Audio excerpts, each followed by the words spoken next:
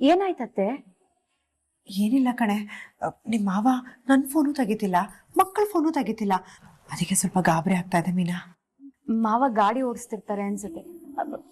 ಓ, ಗಾಡಿ ಸೌಂಡ್ ಆಯ್ತು, ಮಾವನೇ ಇರ್ಬೇಕು. ನೋಡೋಗಿ ಅತ್ತೆ.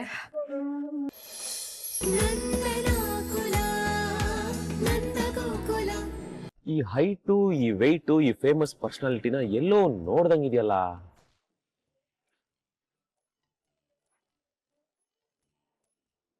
ನಮ್ ಬನ್ನೂರ್ ಕುರಿನ ಎಲ್ಲ ಪುಣ್ಣಿ ವೇಷ ಬದಲಾಯಿಸ್ಕೊಂಡ್ರೆ ನನಗೆ ಗೊತ್ತಾಗಲ್ಲ ಅನ್ಕೊಂಡಿದ್ಯಾ? ಮಾಡ್ತೀನಿ. ಓ ನನ್ನ ಮಕ್ಕಳ, ಸ್ಕೂಲಲ್ಲಿ ಫ್ಯಾನ್ಸಿ ಡ್ರೆಸ್ ಕಾಂಪಿಟೇಷನ್ ಸ್ಕೂಲ್ಗೆ ಹೋಗೋಕ್ ಮರ್ತೋಗಿ ಬೇರೆ ಎಲ್ಲಾದ್ರೂ ಹೋಗ್ಬಿಟ್ಟಿದ್ದೀರಾ?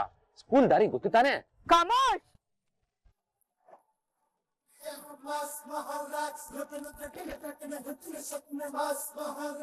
ನಾವು ಸ್ಕೂಲ್ ಮಕ್ಕಳಲ್ಲ, ಡಾಕುಗಳು. ಡಾಕುಗಳ? ಮತ್ತೆ ಕೈಯಲ್ಲಿ ಗನ್ನೇ ಇಲ್ಲ? ಗನ್ನ 1 2 3.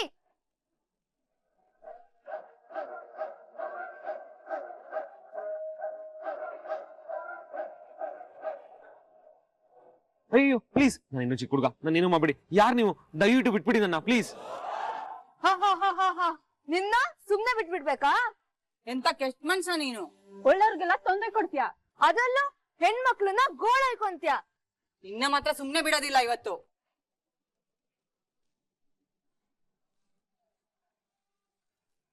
ಶೂಟ್ ಮಾಡ್ಬಿಡ್ತೀವಿ. ಪ್ಲೀಸ್ ನಾನೇನು ಮಾಡ್ಬಿಡಿ. ನಾನು ಇನ್ನು ಬಾಳಿ ಬದುಕಬೇಕಾಗಿರೋನು, ಎಲಿಜಿಬಲ್ ಬ್ಯಾಚುಲರ್.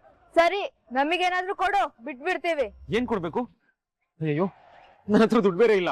ಏಯ್, ಯಾರಿಗೋ ಬೇಕು ನಿನ್ ದುಡ್ಡು? ತೆಗಿ ನಿನ್ ಜಂಗಮಾವಣಿನ. ಏನು ಜಂಗಮಾವಣಿನ? ಓ, ಮೊಬೈಲ್ಗೆ ಕನ್ನಡದಲ್ಲಿ. ಓಕೆ. ಹೌದು ಕಣೋ, ತೆಗಿ ನಿನ್ ಜೇಬಿಂದ.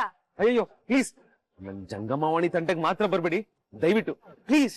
ಏಯ್, ತೆಗಿಯೋ ಸುಮ್ನೆ. ಆಯ್ತು ಆಯ್ತು ಆಯ್ತು, okay okay, don't shoot me please.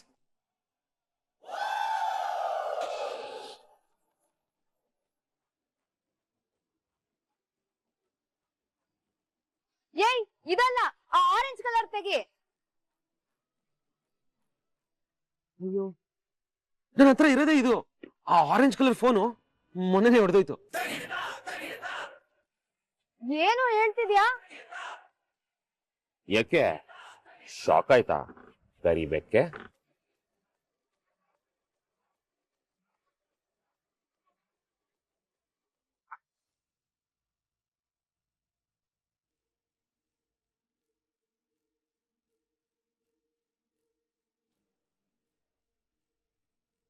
ನಂದಣ್ಣ, ಏನಾಯ್ತು? ಯಾಕೆ ಒಂಥರ ಇದ್ದೀರಿ? ಏನಾಯ್ತು ಅಂತ ಹೇಳಿ. ಯಾಕೆಲ್ರು ಇದ್ದಕ್ಕಿದ್ದಾಗ ಇಲ್ಲಿ ಬರಕ್ ಹೇಳಿದ್ರಿ?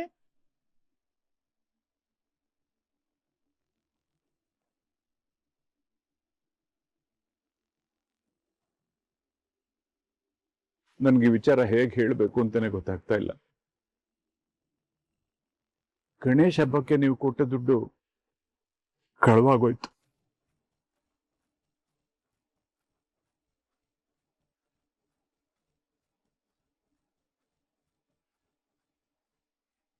ಹಾಳಾಗೋಯ್ತು. ಸೂರ್ಯಣ್ಣ, ಚಂದ್ರಣ್ಣ, ಇದಕ್ಕೆ ಅಣ್ಣ ಹೇಳಿದ್ದು ನಿನ್ನೆ ಈ ಮನುಷ್ಯನ್ಗೆ ಗಣೇಶ ಚತುರ್ಥಿ ಜವಾಬ್ದಾರಿ ಕೊಡಬಾರ್ದು ಅಂತ. 10 ಲಕ್ಷ ರೂಪಾಯಿ ದುಡ್ಡನ್ನ ಅವ್ರ ಕೈಲಿ ಇಡಬೇಡಿ ಅಂತ ಹೇಳಿದೆ, ನೀವು ಕೇಳಲಿಲ್ಲ. ನೋಡಿ ಇವಾಗ ಏನಾಯ್ತು ಅಂತ. ಇಂಥ ನಂಬಿಕೆಗೆ ಅರ್ಹತೆ ಇಲ್ಲದೆ ಇರೋರ್ನ ನಂಬಿದ್ದೆ ನಮ್ ದೊಡ್ಡ ತಪ್ಪು. ಅದ್ರ ಜೊತೆಗೆ ಬಡ ಮಕ್ಕಳಿಗೆ ಸ್ಪಾನ್ಸರ್ ಮಾಡೋ ಸಿನಿಮಾ ಡೈಲಾಗ್ಗಳು ಬೇರೆ. ಇವ್ರ ಮಾತನ್ನ ಕೇಳ್ಕೊಂಡು ನೀವೆಲ್ಲ ದೊಡ್ಡ ತಪ್ಪು ಮಾಡ್ಬಿಟ್ರಿ ಅಣ್ಣ. ರಮೇಶ, ಸ್ವಲ್ಪ ಸುಮ್ಮನಿರು. ಮೊದಲು ಏನಾಯ್ತು ಅಂತ ವಿಚಾರಿಸೋಣ. ನಂದಣ್ಣ, ದುಡ್ಡು ಹ್ಯಾಕ್ ಕಳವಾಯ್ತು? ಮನೆಗೆ ಯಾರಾದ್ರೂ ಬಂದಿದ್ರ? ಇಲ್ಲ ಯಜಮಾನ್ರೆ, ನಾನು ದೇವಸ್ಥಾನದಲ್ಲಿ ಪೂಜೆ ಮಾಡಿಸ್ಕೊಂಡು ದುಡ್ಡು ತಗೊಂಡು ಬರ್ತಾ ಇದ್ದೆ. ಗಾಡಿಗೆ ಯಾರೋ ಹುಡುಗ ಅಡ್ಡ ಬಂದ, ಡಿಕ್ಕಿ ಹೊಡೆದ್ಬಿಟ್ಟೆ. ಅವನ್ಗೆ ಏನಾಯ್ತು ಅಂತ ನೋಡೋಷ್ಟ್ರಲ್ಲಿ ಈ ಕಡೆ ನಾನು ಬೈಕಲ್ಲಿ ದುಡ್ಡಿಟ್ಟಿದ್ದೆ, ಆ ಪರ್ಸ್ನೇ ಯಾರೋ ತಗೊಂಡು ಹೊಟ್ಟೋದ್ರು.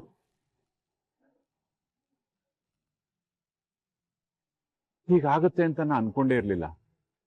ತುಂಬಾ ಜವಾಬ್ದಾರಿಯಿಂದನೇ ಇದ್ದೆ, ಆದ್ರೂ ಹೀಗಾಗೋಯ್ತು.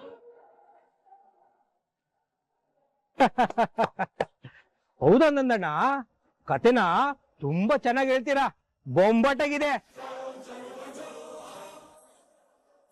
ಇಂಟರ್ವೆಲ್ ವರ್ಗೂ ಹೇಳಿದಿರಾ, ಹಾಗೆ ಕ್ಲೈಮ್ಯಾಕ್ಸ್ ಏನಾಗುತ್ತೆ ಅಂತಾನು ಹೇಳ್ಬಿಡಿ, ಕೇಳಿಸ್ಕೊಂಡು ಎಲ್ರು ಕಿವಿಗೆ ಒಂದೊಂದು ಹೂವ ಇಟ್ಕೊಂಡು ಹೋಗ್ಬಿಡ್ತೀವಿ. ರಮೇಶ, ಬಾಯಿ ಮುಚ್ಕೊಂಡು ನಿಂತ್ಕತಿಯ ಹೆಂಗ್ಲಾ ನೀನು? ಮತ್ತಿನ್ನೇನಣ್ಣ, ಏರಿಯಾದವ್ರ ದುಡ್ಡು 10 ಲಕ್ಷ ರೂಪಾಯಿ ಕಳ್ದೋಯ್ತು ಅಂತ ಹೇಳ್ತಿದ್ದಾನೆ ಅಪ್ಪ. ಅದು 10 ರೂಪಾಯಿ ಕಳ್ದೋಯ್ತು ಅನ್ನೋಷ್ಟು ಸಲೀಸಾಗಿ ಹೇಳ್ತಿದ್ದಾನೆ ಅಪ್ಪ. ಇದ್ರ ಜೊತೆಗೆ ಕತೆಗಳು ಬೇರೆ. ಏನು, ನಿನ್ ಕತೆ ಹೇಳಿದ ತಕ್ಷಣ ನಾವೆಲ್ಲ ಅದನ್ನ ನಂಬಿಡ್ತೀವಿ ಅನ್ಕೊಂಡಿದ್ಯಾ?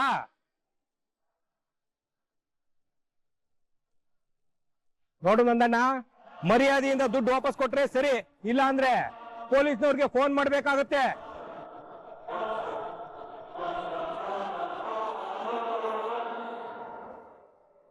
ರಮೇಶ, ಒಂದ್ ನಿಮಿಷ ಸುಮ್ನಿರು. 10 ಲಕ್ಷ ರೂಪಾಯಿ ಜನಗಳ ದುಡ್ಡು ಹೌದು, ಆದ್ರೆ ಇಷ್ಟು ವರ್ಷ ನಮ್ ಜೊತೆ ನಂಬಿಕಸ್ತದಿಂದ ಜೀವನ ಮಾಡಿದ್ರಲ್ಲ, ಅವ್ರನ್ನ ಅಪರಾಧಿ ಸ್ಥಾನದಲ್ಲಿ ನಿಲ್ಸಕ್ಕಾಗುತ್ತಾ? ಯಾಕೆ ನಿಲ್ಸಕ್ಕಾಗಲ್ಲ ಯಜಮಾನ್ರೆ? ಹೋಗಿರೋದು ನಮ್ ದುಡ್ಡು, ಹಗಲು ರಾತ್ರಿ ಕಷ್ಟಪಟ್ಟು ಬೆವ್ರು ಸುರಿಸಿ ದುಡ್ಡಿರೋ ದುಡ್ಡು.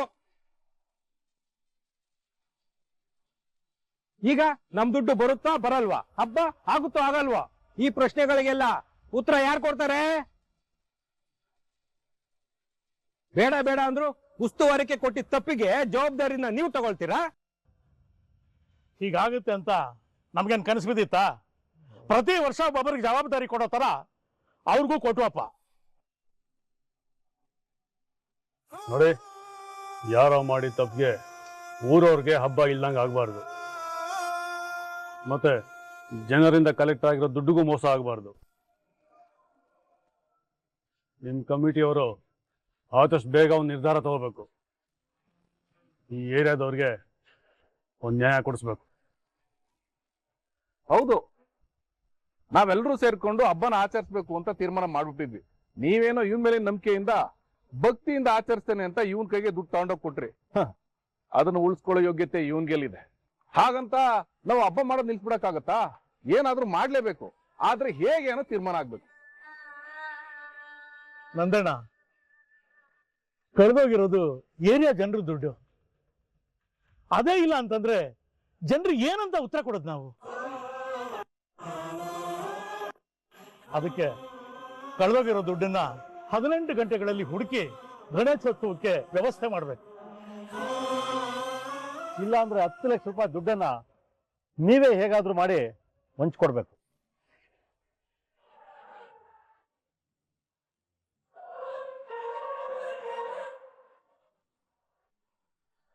ಒಂದ್ ವೇಳೆ ಇವನು ದುಡ್ಡು ತಗೊಂಡ್ಬರ್ಲಿಲ್ಲ ಅಂದ್ರೆ ರಾತ್ರಿ ಮನೆಗೆ ಬೀಗ ಹಾಕೊಂಡು ಎಲ್ಲಾದ್ರೂ ಹೊಡೋಗ್ಬಿಟ್ರೆ ನಾವೇನ್ ಮಾಡೋದು?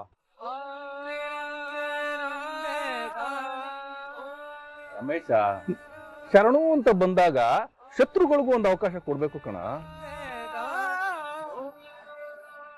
ನೀನೇನು ಯೋಚನೆ ಮಾಡ್ಬೇಡ. ನಮ್ ನಂದ ಇಡೀ ಏರಿಯಾದಲ್ಲೆಲ್ಲ ಎಲ್ರು ಪ್ರೀತಿ ವಿಶ್ವಾಸ ಗಳಿಸ್ಕೊಂಡಿರೋನು. ಅವರು ಪ್ರಾಣ ಬೇಕಾದ್ರೂ ಬಿಟ್ಬಿಡ್ತಾರೆ, ಆದ್ರೆ ಅವ್ರ ಬಗ್ಗೆ 4 ಜನ ಕೆಟ್ಟದ ಮಾತಾಡೋದನ್ನ ಮಾತ್ರ ಸಹಿಸ್ಕೊಳ್ಳೋದಿಲ್ಲ. ಆ ಮಾತು ನಮ್ ಬಾಯಿಂದ ಬರದೇ ಇರೋಕಾದ್ರೂ ಅವ್ರು ಹೇಗಾದ್ರೂ ಮಾಡಿ ನಾಳೆ ಅಷ್ಟರಲ್ಲಿ ದುಡ್ಡು ಹೊಂದಿಸ್ತಾರ ಕಣ. ನಂದ, ಕೇಳಿಸ್ಕೊಂಡ್ಯಾ? ಏನೋ ನಮ್ ಸೂರ್ಯ ಅಣ್ಣಂದು ಚಂದ್ರಣ್ಣಂದು ದೊಡ್ಡ ಮನ್ಸು, ನಿನ್ನ ಕ್ಷಮಿಸಿದ್ದಾರೆ. ನಾಳೆ ಒಳಗಡೆ ದುಡ್ಡು ಹೊಂದಿಸಿಲ್ಲ ಅಂದ್ರೆ ಆಮೇಲೆ ಇದೆ ನಿನಗೆ. ಹಾ,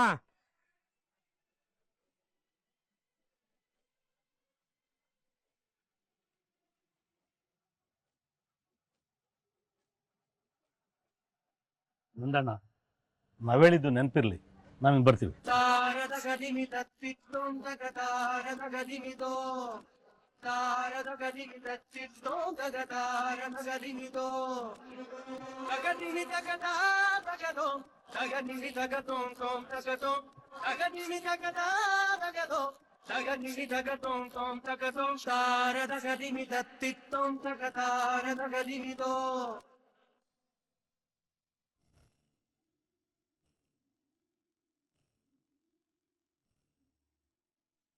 ಏನಾಯ್ತತ್ತೆ? ಏನಿಲ್ಲ ಕಣೆ, ನಿಮ್ಮ ಮಾವ ನನ್ನ ಫೋನು ತೆಗಿತಿಲ್ಲ, ಮಕ್ಕಳ ಫೋನು ತೆಗಿತಿಲ್ಲ. ಅದಕ್ಕೆ ಸ್ವಲ್ಪ ಗಾಬರಿ ಆಗ್ತಾ ಇದೆ ಮೀನಾ. ಮಾವ ಗಾಡಿ ಓಡಿಸ್ತಿರ್ತಾರೆ ಅನ್ಸುತ್ತೆ. ಓ, ಗಾಡಿ ಸೌಂಡ್ ಆಯ್ತು. ಮಾವನೇ ಇರ್ಬೇಕು. ನೋಡ್ ಹೋಗಿ ಅತ್ತೆ.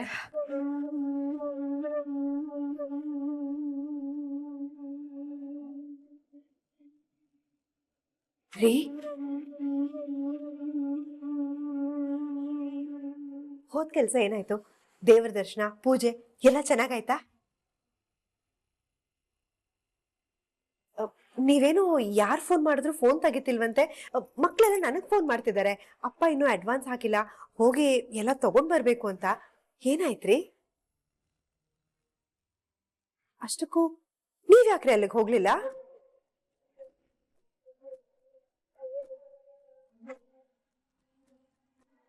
ರೀ, ನಿಮ್ಮನ್ನೇ ಕೇಳ್ತಾ ಇರೋದು, ಯಾಕೇನು ಮಾತಾಡ್ತಾ ಇಲ್ಲ? ಮಾವ ಏನಾಯ್ತು?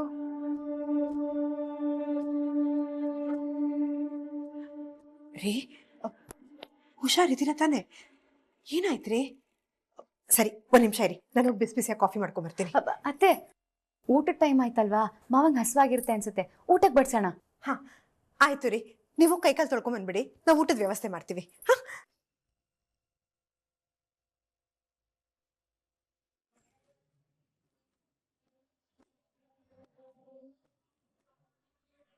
ರೀ, ನೀವ್ ಹೀಗೇನು ಮಾತಾಡದೆ ನಿಂತ್ಕೊಂಡ್ರೆ ನಾವೇನ್ ಅರ್ಥ ಮಾಡ್ಕೋಬೇಕು ಹೇಳಿ? ತುಂಬಾ ಭಯ ಆಗ್ತಾ ಇದೆ, ಏನಾದ್ರೂ ಹೇಳ್ರಿ.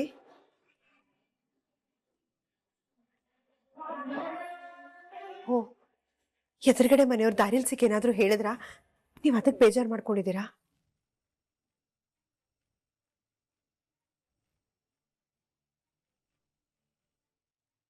ಏನಾಯ್ತ್ರಿ? ರೀ, ನಿಮ್ಮನ್ನೇ ಮಾತಾಡ್ಸ್ತಿರೋದು. ಏನಾಯ್ತ್ರಿ?